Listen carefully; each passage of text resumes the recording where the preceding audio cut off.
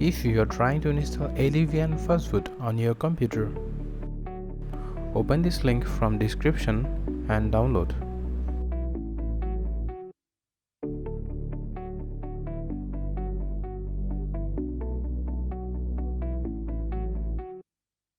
Now run this file and complete installation.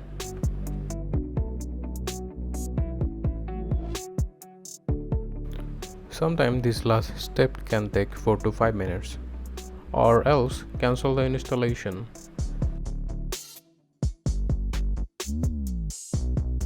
From Add or Remove, uninstall this program.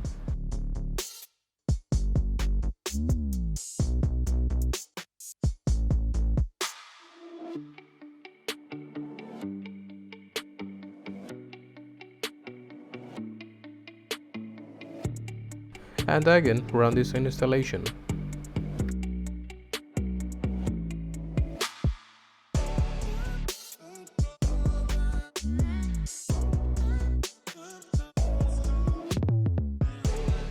Now you have successfully installed Fastboot on your computer.